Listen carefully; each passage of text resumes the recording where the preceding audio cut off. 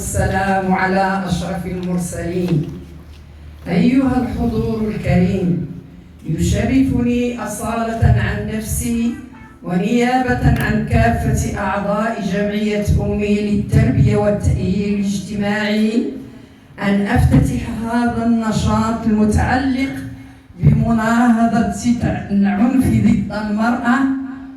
وبهذه المناسبة الغالية أود أن أقدم شكري لكل من ساهم في إنجاح هذه الندوة، ولا بأس أن نقف وقفة الصمت ترحما على فقيدتنا المرحومة حفيظة مؤدن التي كانت مديرة هذا المركز والصاهرة على مثل هذه الأنشطة.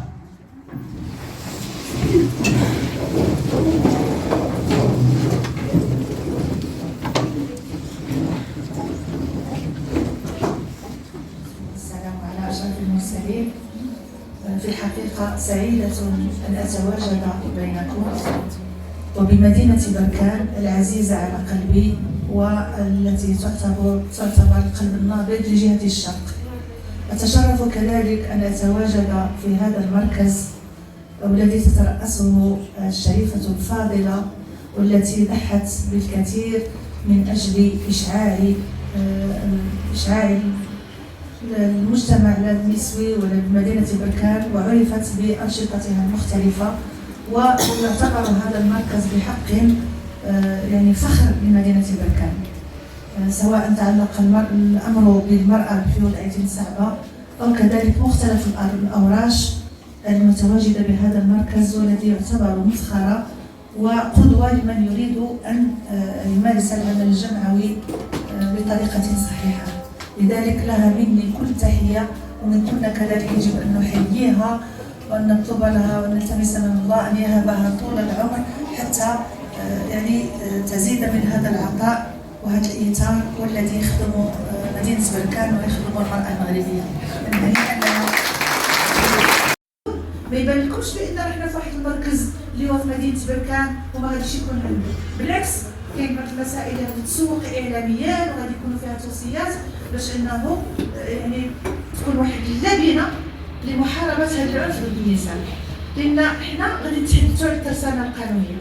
احنا عندنا في المغرب كاين القانون الجنائي بالطبع، وكاين واحد القانون اللي خرجوه من القانون الجنائي وجزء منه، يعني طرف من ذاك القانون الجنائي بحال قانون الإرهاب، ولكن خرجوه وعطاو له هذا 113 واللي يتعلق بمحاربة العنف ضد النساء. هذا القانون يبان لكم بأنه هو محاربة العنف ضد النساء، ولكن ماشي على هكذا. هذا قانون اللي ظهر فيه النواقص، بان بلي فيه بعض العيوب، لأن كاين بزاف ديال الأمور اللي خصها توضح فيه. مثلا الأسرة كتلعب واحد الدور كبير، ولو أنه يقع العنف ضد القاصرات ما يمكنش يبلغ. إذا هذا التقرير اللي هو الحديث العام كشف أن نسبة 46.10 من النساء تعرضن للعنف من أزواجهن خلال 12 شهر الأخيرة، و47% بلغنا عن تعرضهن للعنف النفسي، وعندنا 13.6 ديال العنف الجنسي. وكتعرفوا بأن العنف الجنسي تقريبا بأن العائلات عندهم يعني كيحشموا عندهم تحفظ إذا ما كيبلغوش عليه.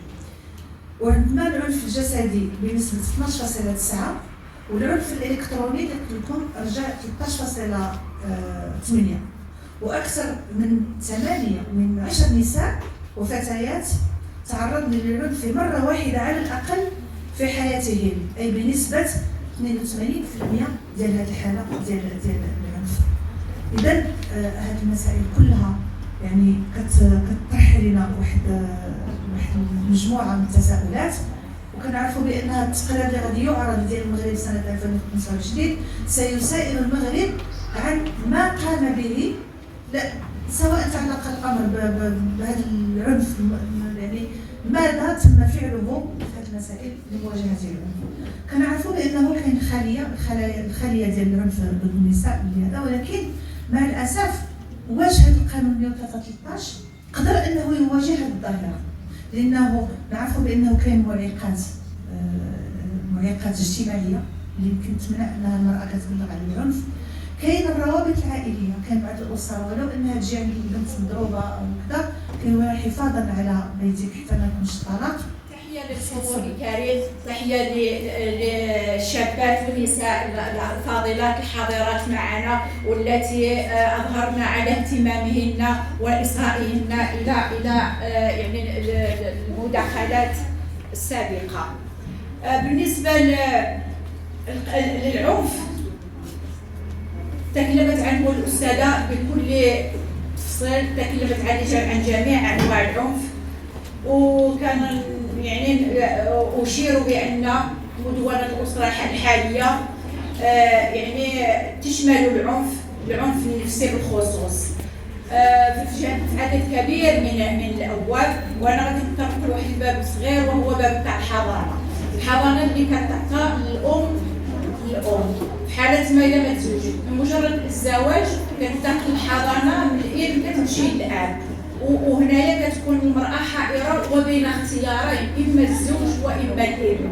هذا كيسبب واحد العنف يعني عنف نفسي ما كيحس به غير اللي عاش هذيك المرحلة واللي شاف. وحنا كنشوفوا الإنسان اللي كيجي وكيتشكى وكيقول كيفاش غادي يدير ولدي، واش أنا غادي نصح في الراجل. الأب الذي لا يؤدي النفقة لابنائه لمدة 3 سنوات، إهمال عدم المسؤولية، استصدار حكم بالنفقة، تبليغ، تحرير محضر، ديروا عمل قضائي، محضر امتناع، إلا عنده ما يحجز يحجز، ما عنده ما يحجز ديروا له مسطرة لإنهاء الأسرة ويمشي للحبس. سهلة. وكاين العنف الاقتصادي هو اللي أنا كنشوفه أبشع أنواع العنف. العنف الاقتصادي هو انه المراه ما عندها باش تعيش، كتمر مع 4 تاع الصباح كتخرج اعطاء او توزيع دبلومات على هذه المجموعه كعينه، والاخوات والتلميذات والمستفيدات الاخريات.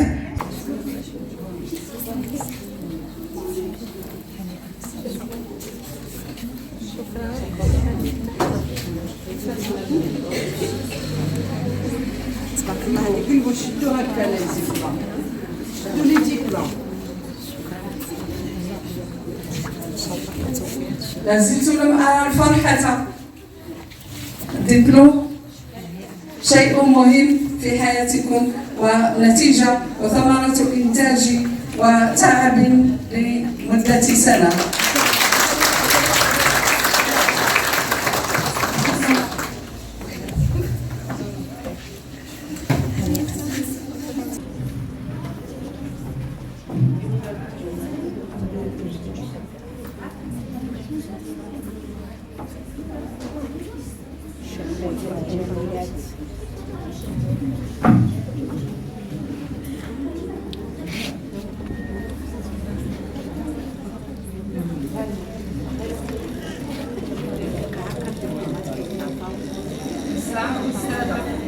راه يسوي السريع